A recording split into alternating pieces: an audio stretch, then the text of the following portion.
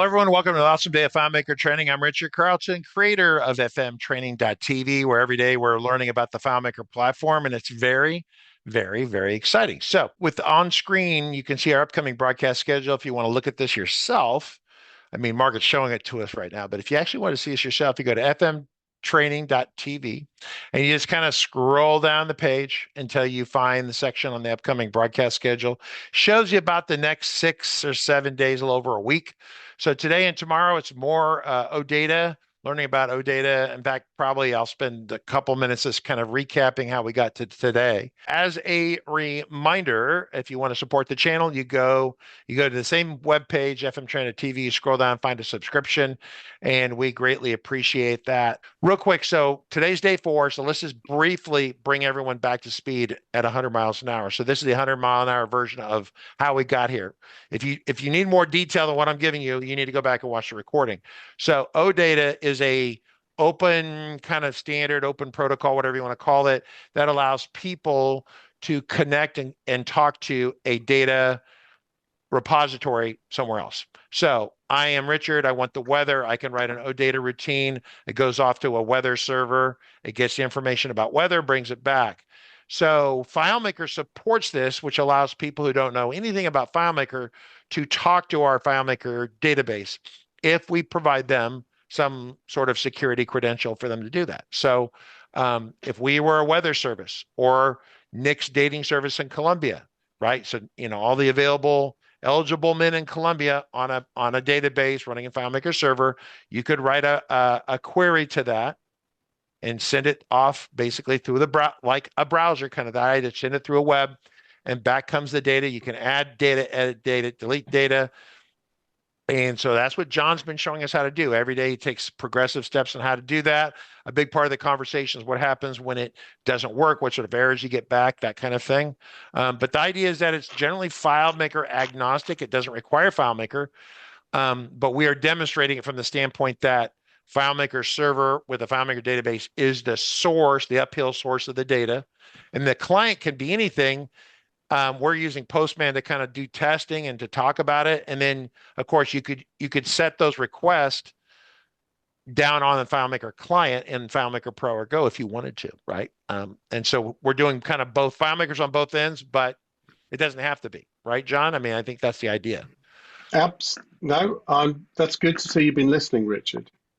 Okay, that was my test. Professor, please tell us everything you've learned in the last week, right? Richard's given us a great where we got to. We've taken it slowly but deliberately because there's no point jumping into things and having people not understanding the basic concepts. That's been the idea of taking a longer time to do this. What Richard's just said is true, and that's where we're actually going to start today. FileMaker, your FileMaker server can be the data source for other things that have nothing to do with FileMaker. So bits of software like Power BI, like Tableau, like Quick, SAP Analytics, things that can take lots of data and analyze them and create fancy charts, Looker Studio. There's lots more there. And also Excel. This absolutely depends on the version. I was not able in the past to do this demo because this was not available on the Mac version of Excel. It was only available on Windows version. I did try and do it. I have a Windows virtual machine with an Office 365 subscription from one of my customers. This didn't work because the piece was missing, but it does work on my Mac. So in fact, we are going to jump straight away into Excel today. Because just saying, oh, hey, anything else can talk to your FileMaker data is not necessarily quite as useful as you really want. I'm just copying something to my clipboard. So in Excel, if you have, let me bring my mouse back here, the word data, you switch to the data ribbon, and now we can, this is working here. I'm going to click the button that says Get Data, and it says these are all the places that you can get data from. And magically, in the bottom row, OData is a source. Okay, so let's just imagine that everything I've said for the last 3 days is true, because I do like that to be the case. So we're going to put in where the thing is. We're going to put in the username and password. I think it was that. I failed to put in the magic bit in the middle. Oh, right. Identifying as an OData source. So let's go back and put the username and password in again. So that's for all those people who are currently shouting on Discord, oh, you've missed that out. Well done, well observed. And there we go. Okay, let's just go to FileMaker for 1 second. This table here, which is called clients, has 32 people in it. It's all kind of random data. Here is the data in Excel from FileMaker. Okay, so that is proving that something else can just look at my FileMaker data if we've got the right set of permissions. Okay. We're just going to do, I'm going to do a tiny couple of things. There's a way to, let's just remove some of the columns. Or let me, how do we do this? Because of my screen's all,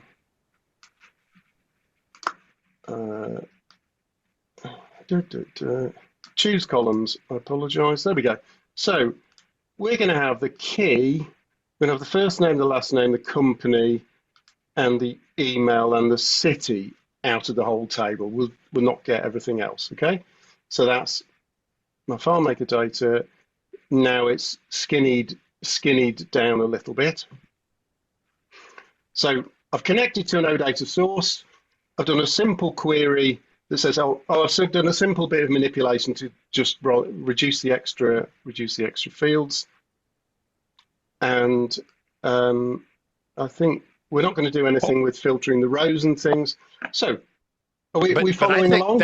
Yeah, I think this is very, very educational because people don't really, when we say different data systems and then they see Excel get involved, Excel sucks, okay? I mean, but to be clear, it's a great example of something else talking to FileMaker, right? I think that's wonderful. Absolutely. It's another thing talking to FileMaker using OData as the methodology. So I've done the things I do here. I'm going to click close this window and load. We see a little thing in Excel where it's grabbing the data, and bingo, we're going to do a bit of formatting with this magically. Now, you can't export your data from FileMaker into Excel and have it look like this from go one. That's the first thing, okay? Now, if we hid this column here,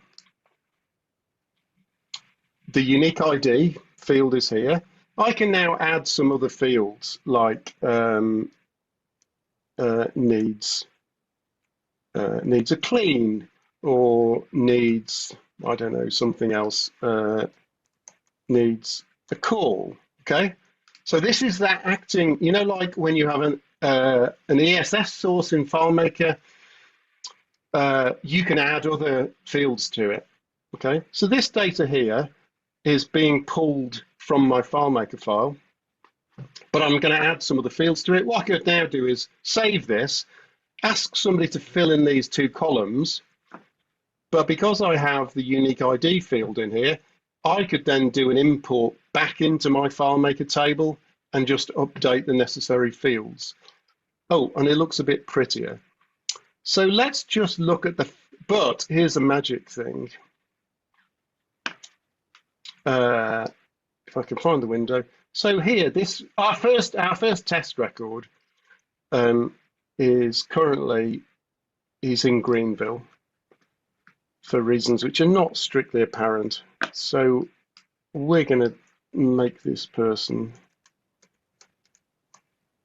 in Los Angeles now in FileMaker. Now that doesn't do anything. except here on the Data tab, if I click the Refresh All button, it goes off and does another query to FileMaker and just says, oh, could you just grab the data that's currently live? And you will see in front of your very eyes that Greenville has changed to Los Angeles. It's not live. I can't edit data here and push it back to FileMaker. That Excel isn't that kind of client, but it is a read client that can read the current state of your data in FileMaker. So you could set up a sheet like this, which has a link to a table. Maybe we could filter the rows for, I don't know, all the customer invoices that are overdue. Come back into this Excel sheet, refresh the query, and all the records that are flagged as overdue in FileMaker would then populate this table for us. Now, I'm going to say that is quite cool. And seeing it work live is like, well, A, that demonstrates the thing I've been talking about all week. Other things can talk to FileMaker, but in this case, it's not. So to do the same task from FileMaker, if you modify the data, you'd have to re-export it, and then you do that copying and pasting from one table to another. This way, avoided some steps. So this is not necessarily give it to somebody else to access the data, but I've now just created an Excel spreadsheet. So what we're going to do is save it as this. Let me save it in projects. I'll save it and I'll close it. And then we're going to, where should this person live? Oh, I don't know. Miami, for reasons which are not strictly apparent. So let me open this same file again. The data is as it was. I have to instruct it to go and update itself. But if I just click that, it's going to go, oh, okay, you're connecting to something external. Thank you very much. And hopefully, there you go, change to Miami in the meantime. So this spreadsheet could show you an updated, oh, I don't know, your phone and address book thing that you want to pass around the office saying how to phone people. So anytime it's updated, all you come in here is go, oh, refresh, there you go, send it to everybody. So hopefully that's like a helpful demo for people. I think it's very educational because then they understand more of an idea of what we're doing, right? In terms of data back and forth, right? Yeah. So it's the why OData is an important tool. So the thing is, all I needed to know, let's just recap. All I needed to know was where is the file, what's the username, and what's the password. I don't need to know anything FileMaker-y about it at all. I could give it to an Office junior and give them those 3 pieces of information, and they could have access to one of the tables I want them to have access to. Okay, don't need to know FileMaker at all. Okay, good. Let's do some other things. So far, we've in general been like talking to a table and looking at one record at a time, and we kind of talked through how to decide which record you want or which records by filtering them. Okay, so we go, here's a table of clients, find the ones whose name is John or whose company name contains this or something. There is another way to get to the record that you want more directly. So the first line, we've got /table, then in the brackets, we just put the value of the key field. And that says, I actually just want that record. So a filter is used when we're filtering on some other field that has data in it. like a name field or a time field or a status field. When we know we want something about a specific record, this is the navigation style of OData. And what we're going to get back, we're going to run these queries in Postman in a minute. What we're going to get back, because we are asking it for one specific record, we don't get back the values in an array like we do when we do a filter, because a filter could bring back 0, 1, 2, 3, 4, 5 records. This says, can I just have this record? And so what gets returned to us is slightly different. And then we'll come back to this slide in a moment because we can start to add other things to that. So let's do our jump into Postman. Make sure here. So this is what I'm talking about. I'm just going to cut that for a second. So I'm just going in the clients table. I want a client, this client, and this value here. We recognize as a unique ID. It's set up in the table as a key field. Okay. I'll just check it is the right one. D661. So it's this first fake record.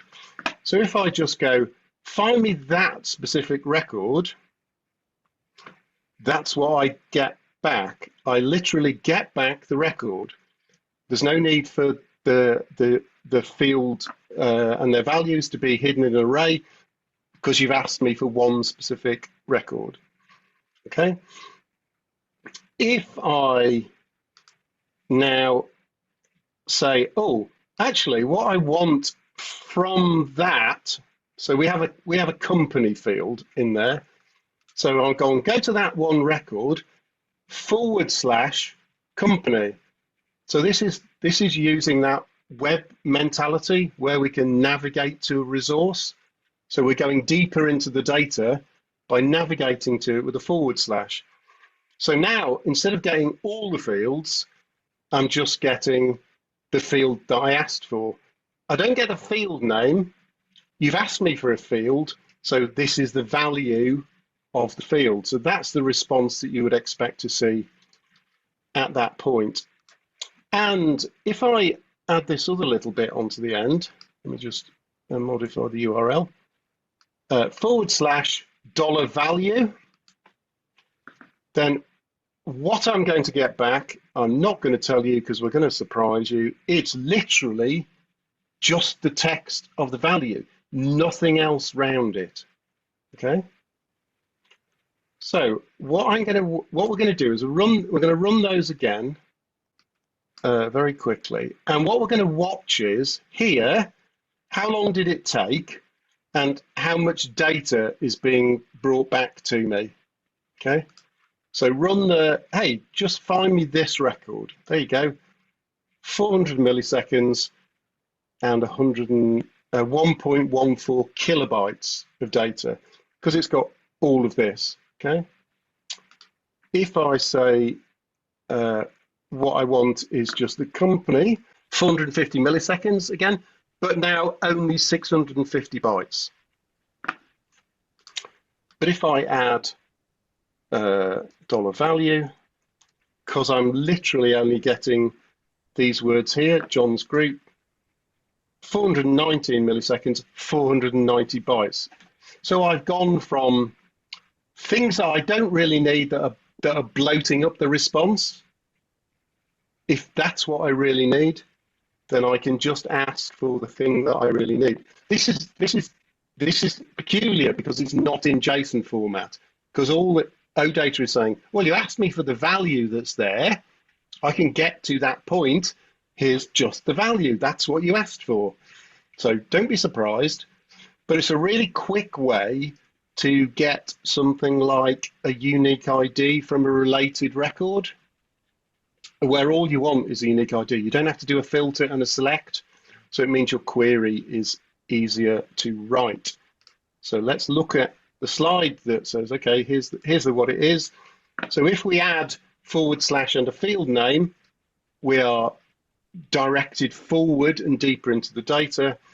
If we add / $value to the end, it's not returned as JSON. It's the string value. It's not quoted, so that could be a string or a number. In the case that we don't have a key field set up, okay, and people who write SQL frequently don't have UIDs as key fields. As we know, it's just like numbers is the key between SQL table fields. If you don't have a key field set up in a table, then at the bottom, so this is using that gap value. This would work. Sorry, clicked instead of pointing to it. The bottom one will work where that number represents the equivalent of the get record ID.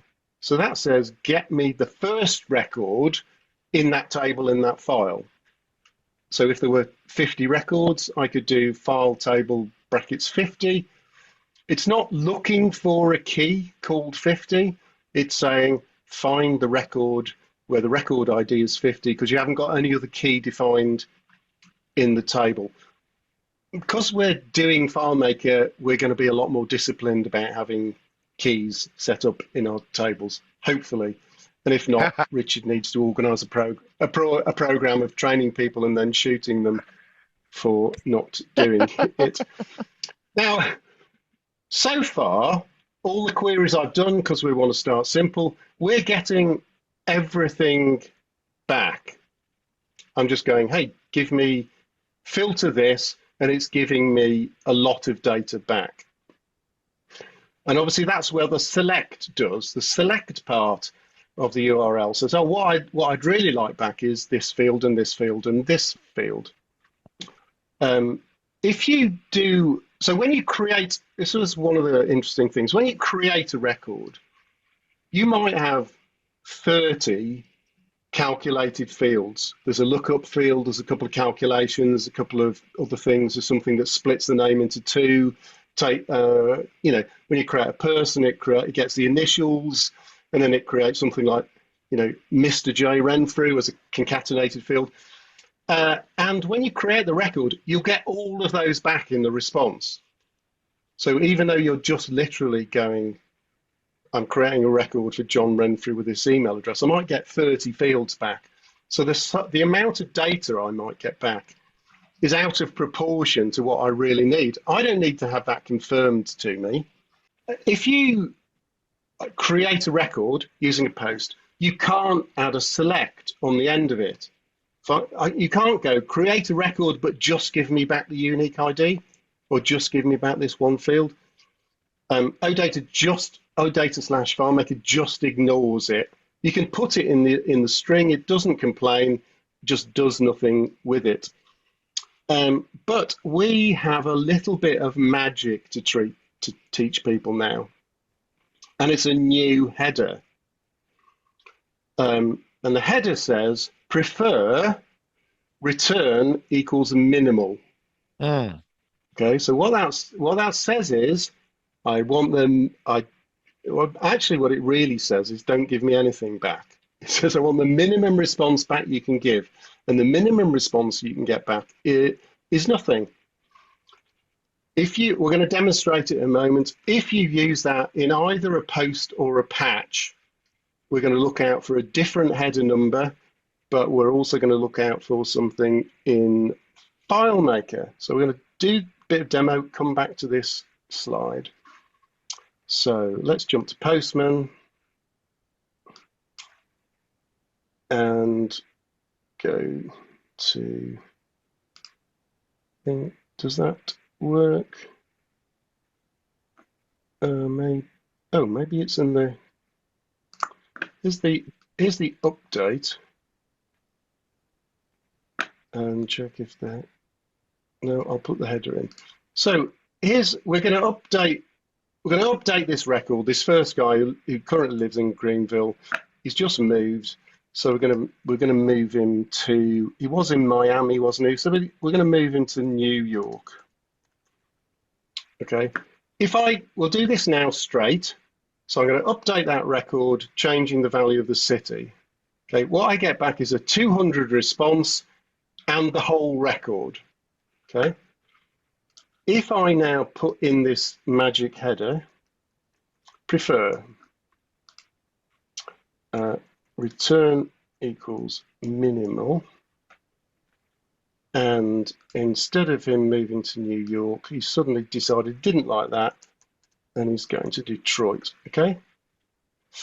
So now I click send, I get nothing back here at all, but I get a response that says it starts with a 2, so we know that something happened, but there's no content. So a 204 means, oh, there's no content to send back to you. But if we look in Postman, where's the tab gone? Oh, here, if I look in the headers, so this is the answer to the question yesterday, Richard. When we asked for something, it looked like nothing happened. See this magic line here? Yep. FM OData dot affected underscore rows is 1. So I just changed the record. I had a 204 that said, yes, you did it. I didn't send you back all the other stuff, so we've made it really lightweight. But I have told you that one row was affected. Okay. Okay. When we do, we're going to do the same thing with where's the create? I've already put it in there. So we've done a simple create that we did before. Create a payload, doesn't matter, it's the same person, blah, blah, blah. But I have turned on the prefer return as minimal header. So now I'm going to do a create. And I'm going to say we're going to expect exactly what we just saw before, which is I create the record, there's nothing returned to me. But I have got a 204, which says, yes, the thing you asked me to do was successful, but I've given you no content. And the reason is because you did ask me to give you nothing. But if I look at the headers here, there isn't now a header telling me about affected rows, but there is this header here, okay, which says forward at the end, /clients, brackets, row ID 68. Yep. Okay. So if I go to FileMaker, because I have we'll go to the very last record, I've got a field which is the record number. This record I've just created at the very end. Let me just, let me do this thing instead, which is the, is that right? It takes a second to get all the way to American back. So scroll to the last record. Let's do it that way. There you go, 68. The other one's a table ID, which is a serial number. So I've just created a record where the record ID is 68, and in the header I got back, I got the row ID of 68. So instead of giving me absolutely everything back, I've been told it did happen, but I also know what the record ID of the record I just created was. Now here's a third piece of magic to put into the frame. I can use that row ID, okay? So here's the magic. I can filter the records by the row ID. The row ID is not a field in the table, but it's the special magic hidden field that we all know FileMaker has, which is the record ID. I can use it in my query. So what I'm just going to do is I'll filter that table by the record ID that I know that I just made, and I'll give what I'll ask for back is the unique ID of the record. So that works. It starts BF41. So if I go to this last record here, it starts BF41. So if I then want to use that to create a project for this client, I have the unique ID of the record I just created that I can use as the parent field. It's a second query, but it's a really lightweight query. So I haven't given everything, because I can't do a select when I create the record. I can't say just give me back the unique ID. I either have to have everything, or using this method, nothing. But there's a way to use the information I am getting back in the header to then go, oh, now just give me the unique ID. It's 2 calls. I use this method all the time because it's really lightweight and it's very quick. So let's just jump back to this. Here's the slide. If we use this header when we do a post or a patch, we get a 204 back. There's nothing there.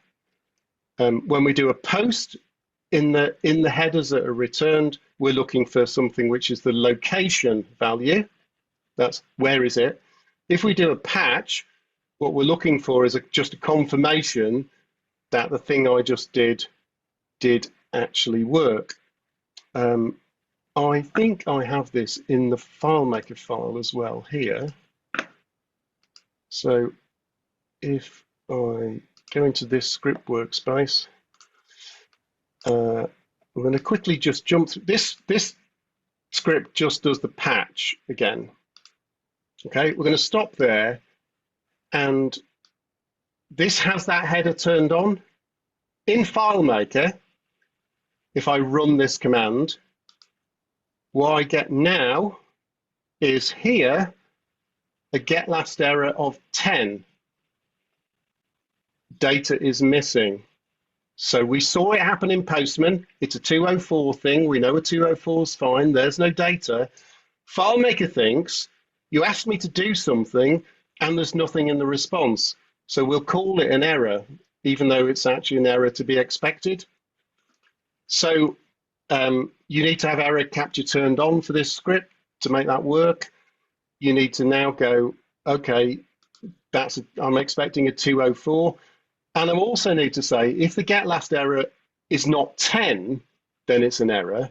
Otherwise, it's going to go, we'll just run this step. It's going to go, ooh, I think it's an error because that was a 204 from HTTP. That was a 10 from FileMaker. And because there's nothing in the result at all, it can't do a JSON get element on it. Just doesn't exist. So we get the whole question mark thing. Okay. That's just knowledge to file away. If you do it from inside FileMaker using that method, you're going to get an error. You're going to get an error code 10. Okay, because we are here to inform and entertain.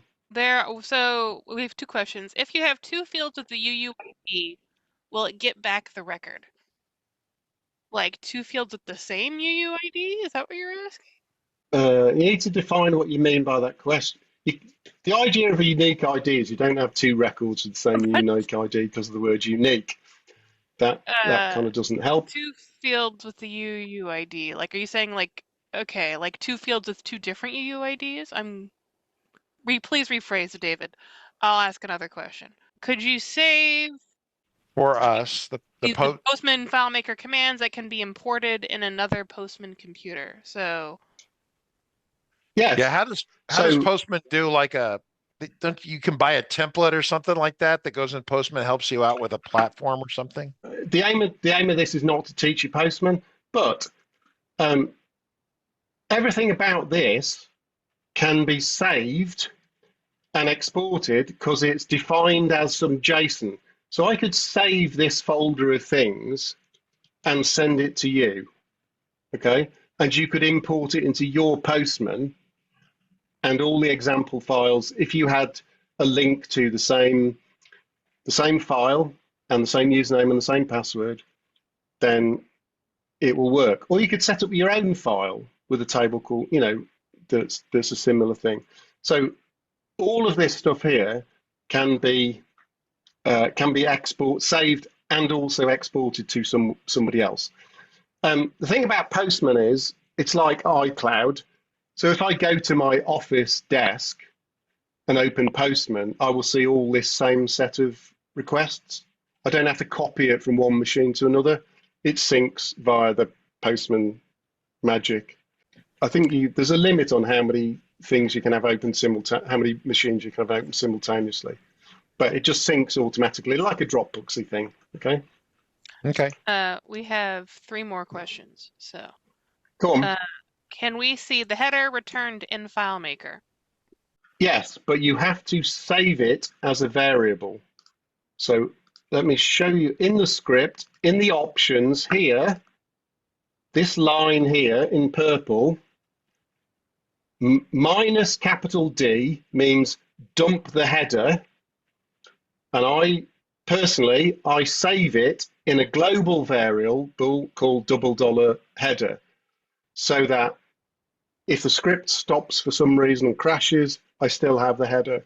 So if I just go into my data viewer, because I did just run a script, here is the last header that I received. So yes, the headers are returned. I can see in FileMaker as long as I tell the curl options to do that for me. And the reason is because I do that because, as I said yesterday, I have a custom function that then grabs that number to work out whether or not it worked or not. Because if something doesn't work, what we're dependent on is HTTP errors, not FileMaker script step errors, because the script step worked successfully. So get last error is 0. But I want to know if the thing I asked it to do gives me back like a 400 or some other type of error. Does that help? Yes. Beverly, that was Beverly's question. So, Johannes, is the record ID unique or can it be overwritten? The record ID that is unique to the FileMaker file, except if you clone the file, it starts again at 1. But you don't. We're talking about the FileMaker generated, or the rec ID. We're talking about the FileMaker one. Okay, so let me back up and let me provide a little context to this. So, when you have a brand new FileMaker file, or you take a FileMaker file that you have cloned, when you create, there's a hidden field in there that never, ever, ever was ever visible ever. And there are still some things under the hood that are visible that you can't see. One of those things that's there that you generally historically can't see is something called record ID. And you create a record, it's 1. You create number 2, 3, 4, and the numbers are it's like a serial number, but FileMaker creates it itself. It's not a UUID, it's a serial number. Okay, I'm assuming this is what we're talking about. And if you delete the first 50 or the first 100 or whatever, those are gaps that are created in there. It doesn't matter. This is Pro, Go, and Server. This is always maintained. So you could have a database like with 10,000 records in it, but the numbers are maybe 2 million or 3 million because once upon a time there were 2 or 3 million records in there and they've been deleted. And so the question is, well, can you reset those? Why would you want to? And no, you cannot, right? I'm concerned that you would want to. Because that's internal record keeping for FileMaker to do internal stuff it does, right? And so it has its own it has its own ID key, because at the end of the day, it doesn't want to rely upon people who don't know anything about databases to set that up for itself, right? It's not used in relationships. It's not used anywhere you can see. You can only really see it now with a get function, okay? And so which is what I put on, that's what I put on the layout.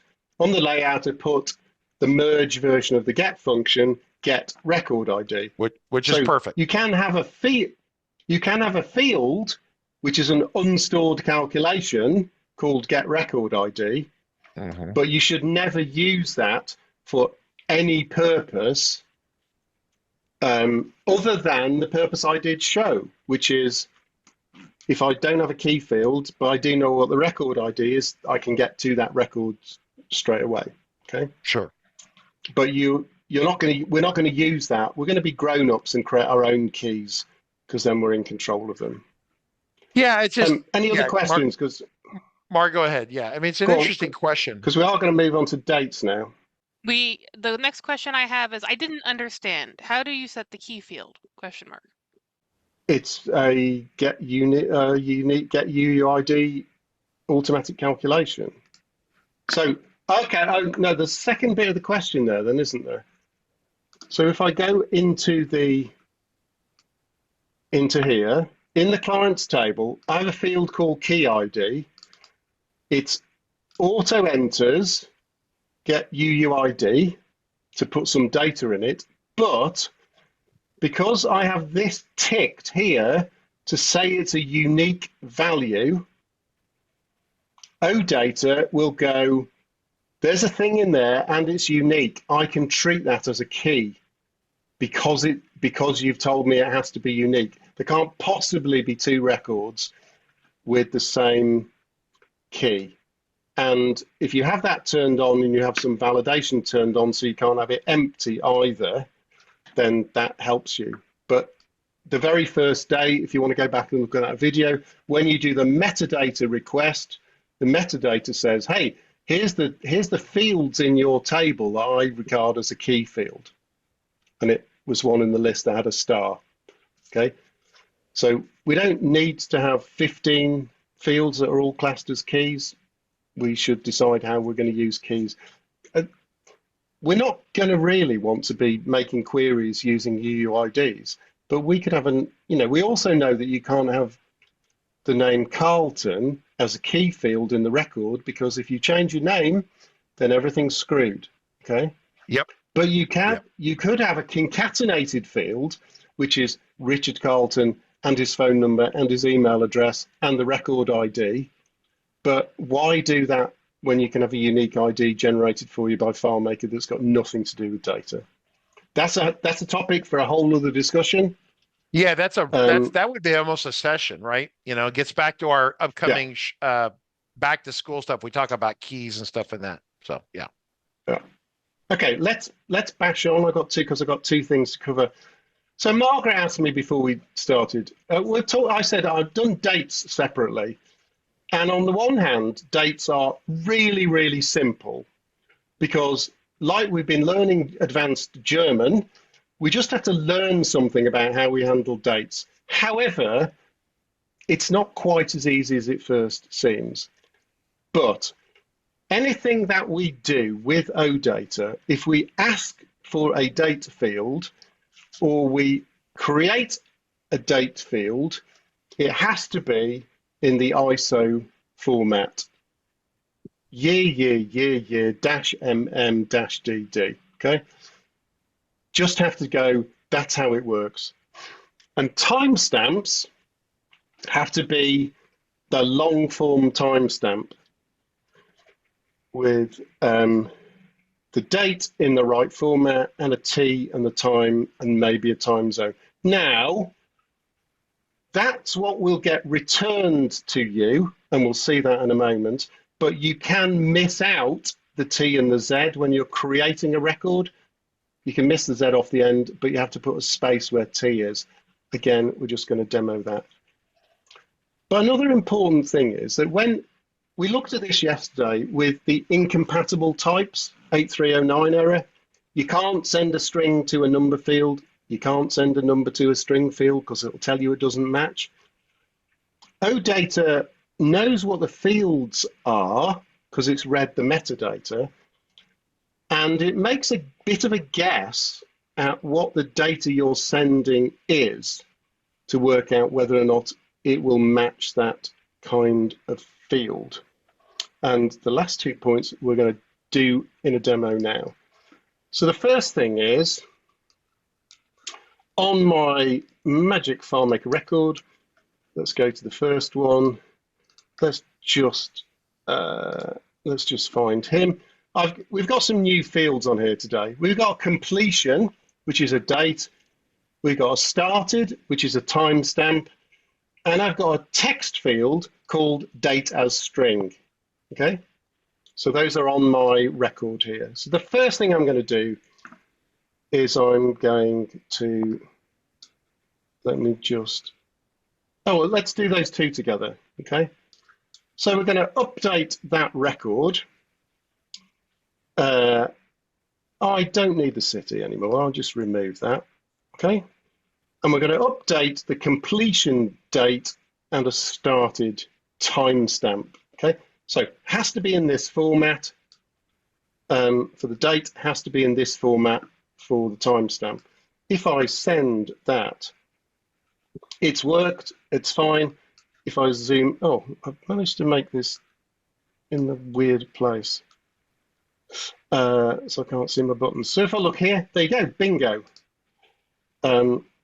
It's worked, but it's only worked because I've done the piece of magic. So what I'm going to do is just go here for a second and turn this off and turn this off.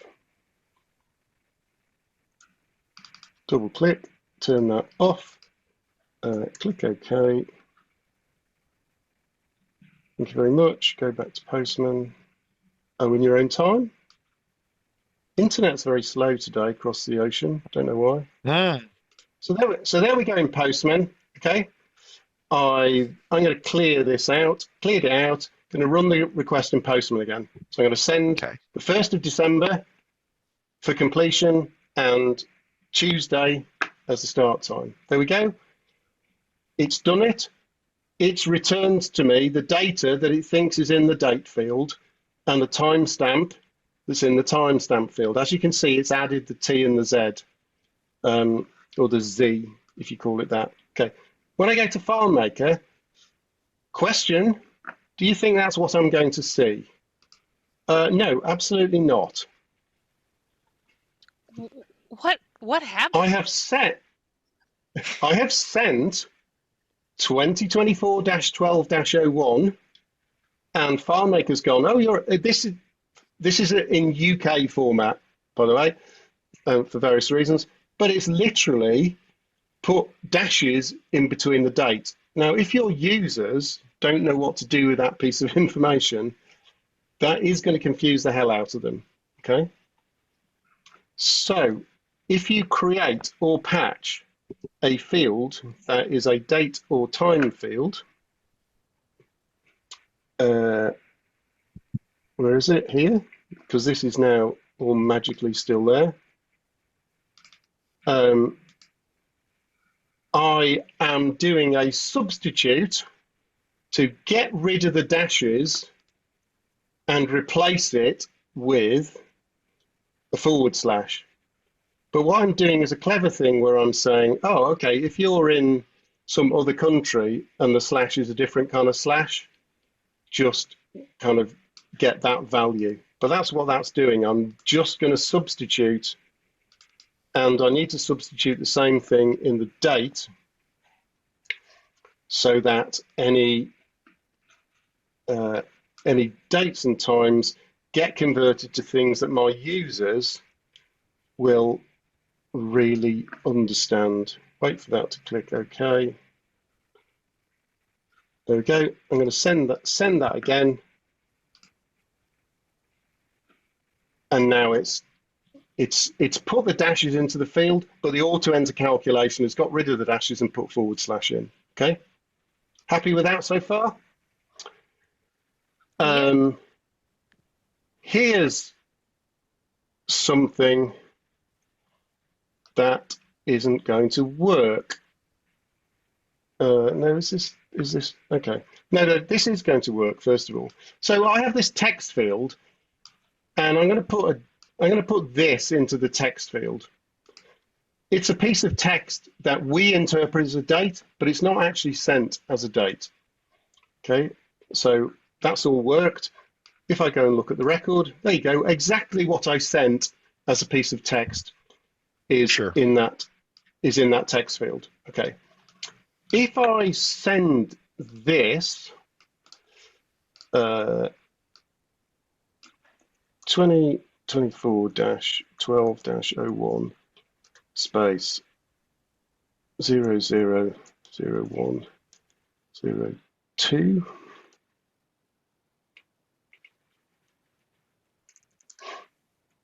Okay, so I'm sending something that is a string to a field that is a string, and it's given me that error I saw yesterday, 8309. It's incompatible. Even though I'm sending it to a string field, not a date field, because when it arrives in the OData engine, it goes, oh, that looks exactly like a timestamp.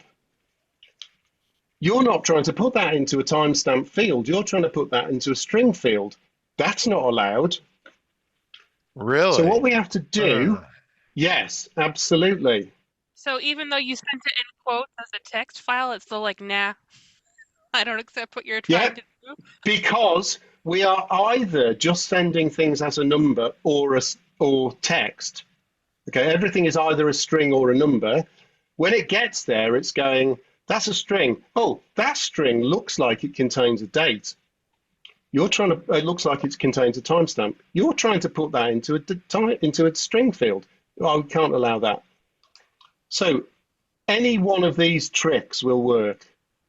Put any character at the start of that string, because then it'll go, oh, that's just a string you're sending me. And it's literally done it. So at the other end of that, you'll need to get rid of that plus sign by doing another alternative calc. That is something that people have seen and go, oh, I think that's a bug. I think it's actually a feature of how OData is working. It's not a feature that we like or love, but you do need to know that's what happens. If you send something that looks like something else, you know, if it looks like a chicken and walks like a chicken and quacks like a chicken, it's probably a chicken, is how OData treats what you're sending it. Just because you know you want it in the end as a string, that's just, hey, here's a rule. So how do you, what was the fix for this? I missed that. What's the fix for this besides it's not? The fix is to do something. It's an old kind of Java trick. You do anything that makes that not a timestamp. Just by putting plus in front of it is enough. Okay. You can you can put any character. That's to us, we could interpret that as a date and time. But because we were sending it with the dashes in, OData's going, that absolutely looks like a timestamp to me. So just do something that stops it being that. And the trick is that trick in SQL where you add the two empty speech marks to a date to force it to give you back the date in your format as opposed to SQL format. It's the same thing.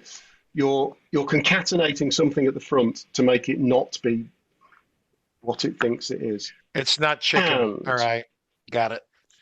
It's not chicken. Okay, so my last topic so there we go. It's in the file. If you try and send that, it's going to fail. Do something to make it not legal. Last topic for the day. Appreciate we're at time. Or good. Keep going. Yeah, but you know, I got to keep my audience wanting more. Okay. We're going to look at something. We're going to look at something called a cross join. Okay. So far, everything we've been done has been directed at one single table. Okay. This is how the syntax works.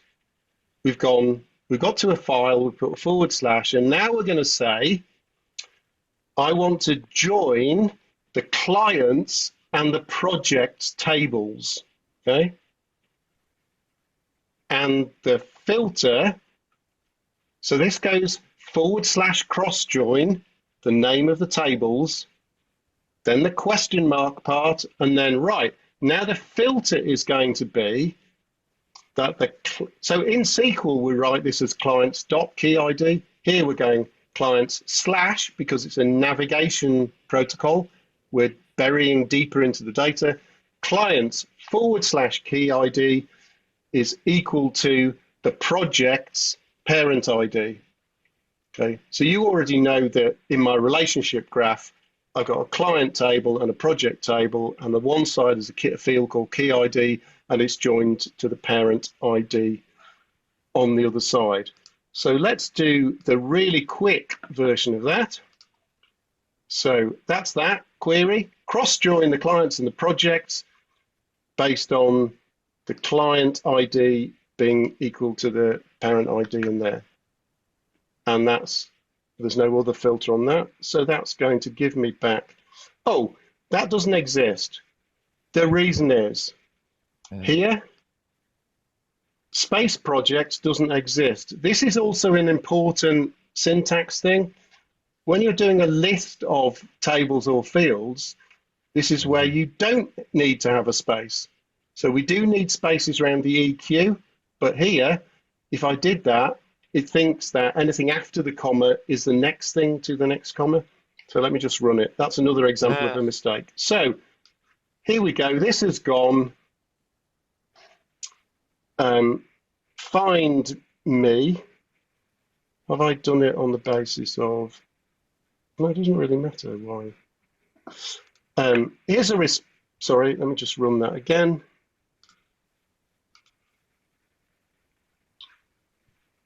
Why did that?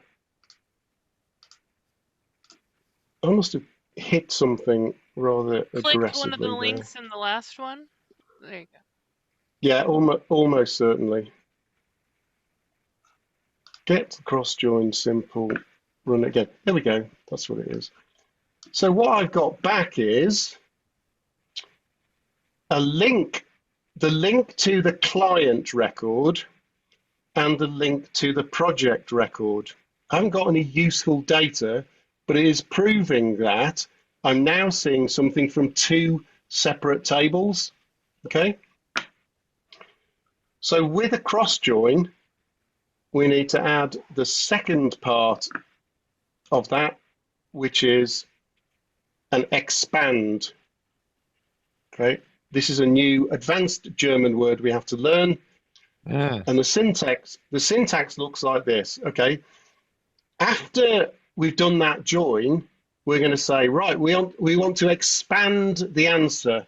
So, you know, when you use a repeating field and you have to use that expanding thing so that a calculation will filter to every single repetition in the repeating fields, if you are somebody who believes that repeating fields are not actually the work of the devil. So here we're using expand. And expand is going to say, I'm going to read this out in English, it's going to say, I want from the clients, what I want is for you to select the company and the city. And from the projects, what I want is for you to select the description and the estimated cost. Okay. So let's just quickly look at the FileMaker file. So here is this table. I've got the company name and I've got some other things. And in the projects, I've got a description and an estimated cost. Okay. So we'll jump to Postman, look at the expanded thing, and here's my answer, which is I've got two values in the array because there are, at the end of it, there are two projects. I've got the company from the client table and the city from the client table, and I've got the description from the project table and the cost from the project table, and I've got the same thing repeated. Okay, so I've now just joined. I said, give me the related records, the related projects for this client, and could you just give me back part of the answer? So I know that I've got two jobs for this particular person in Greenville. One of them's this, and it's going to be this much, and one of them's this, and it's going to be this much. It's up to me to decide what to do with the data. But again, somebody from outside could make that query and turn it into a bit of a website or turn it into something in an app. Yep. In the in the documentation, the Microsoft Learn documentation, it talks about the fact you're able to do this bottom form of using expand. It does not work in FileMaker. Okay. Don't come crying to me, because I did tell you today that it doesn't work. Just because it works in Microsoft World doesn't mean it works in FileMaker World. And let me show you what happens when you click that request with that format. It just gives you the client records, and there's not a sign of a project record anywhere. Okay. It's kind of frustrating, because it would be nice if it did work, and I'm trying to make some Claris engineers consider whether it really kind of should, and it'd be helpful. But if you read that that's a way to do expand, it doesn't work. It just doesn't work. So just need to log that away in your John did tell me on that day. So I've covered some. We've gone a bit more advanced today, haven't we? We've gone a bit quicker. We've gone a bit more advanced. We've started to join things together. But we're now beginning to see it's not just, hey, just get a record here. We can now do some more we can now do some more clever things, we'll call it, but we can do some more advanced things with our queries to get back just what we're really looking for. Let's give you a bonus, because I didn't do bonus, Brucey bonus, we call it in the UK. So let me do cut all of that. So in the clients, I'm going to select, I didn't mean to do that. Oh yeah, I did. So in the clients table, for all of the records, just return the company for all of the records. Okay, there we go. There's however many there are in the JSON array. Okay, I'm now going to add some other pieces to this, and they are really quite obvious. Okay, the next bit I'm going to do is go order by. So what do we think order by does? It's sort by company, sort by the company name in descending order. Okay, so now the company that starts with a Z or a Z is at the top, then W, then T. If I change that to ASC for ascending, then we are going to expect that's not true anymore. There's an empty company at the beginning. Some of these are empty, then something that starts with a B and a B and a D and a D. Okay, happy with that. But what I'm interested in is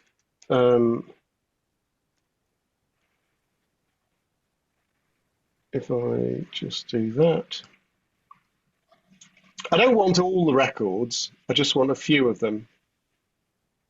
So if I use the word top, that's going to say, you've got a list there, just give me the top 2 in that list. You're going to put them in with the Z company at the top, but just show me the first 2. There you go, there's 1, there's 2, all the other disappeared. Okay, it's like a filtered portal.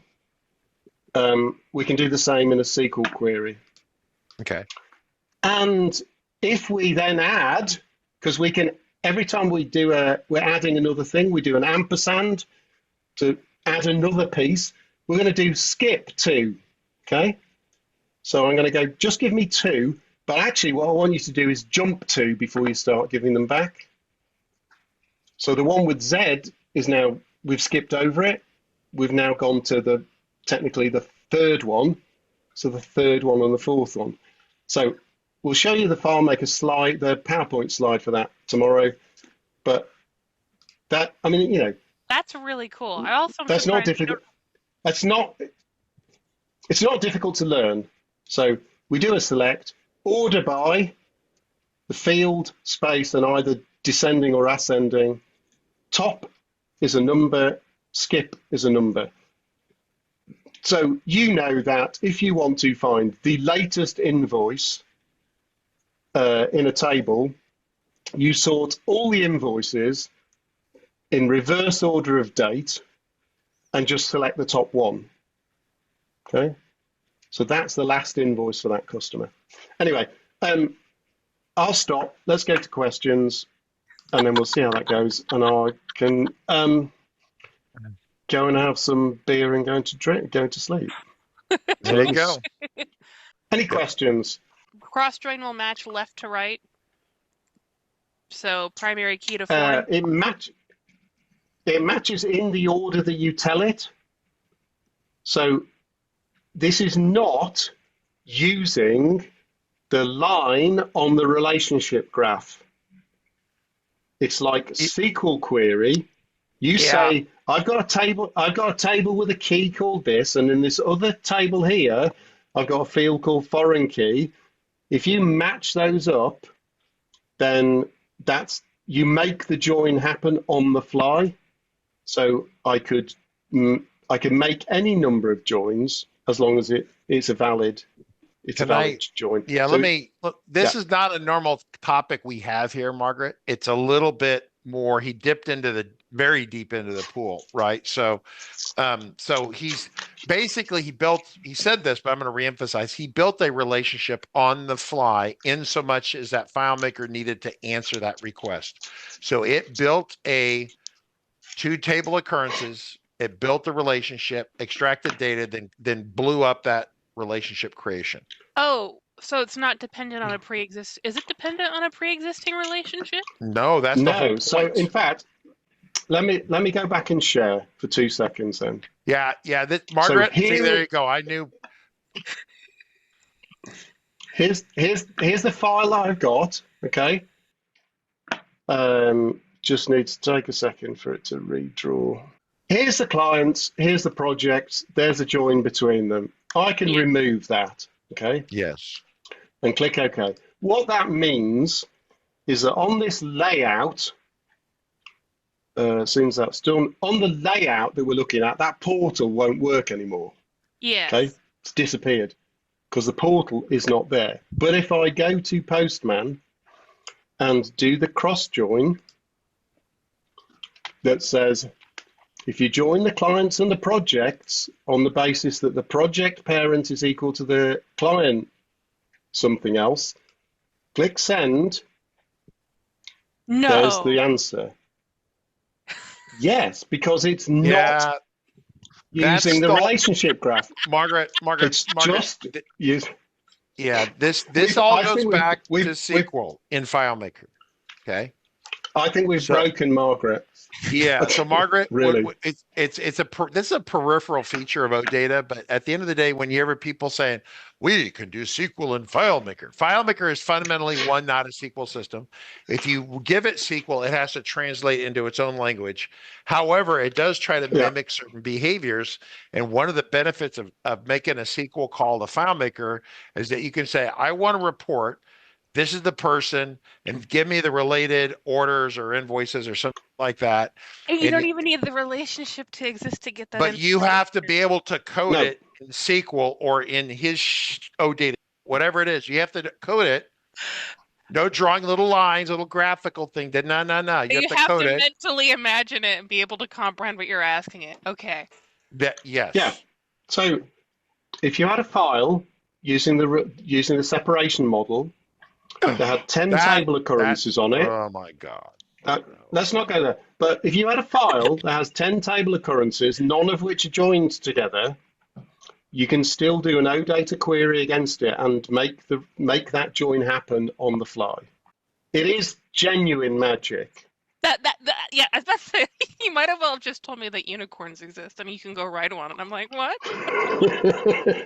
Next question before we, But we can come back to that tomorrow if people need to. Yeah, we're gonna have to revisit that one, I think. But that's a separate. We need to have someone come on and do SQL, right? But that wouldn't be me. I need someone to come on and do the show and just do SQL-y kind of FileMaker. Yeah. So basically, they're talking about their question, if you grab one table, so like if you just grabbed projects, but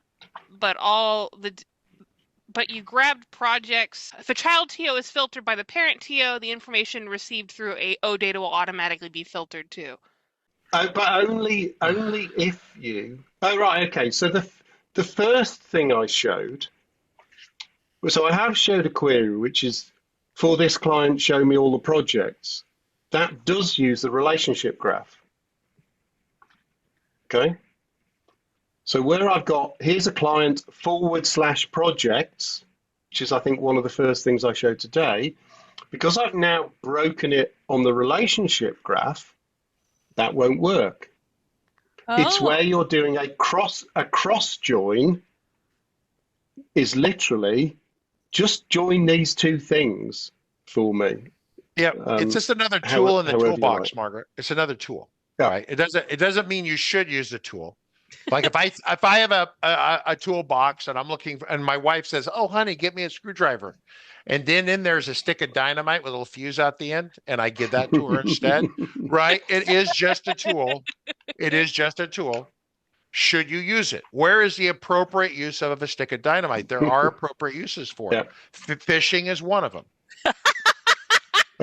So what you're going to do in general is not what I did. You're going to create your relationship graph on making your FileMaker work, and then that gives you both options as to how you join the data.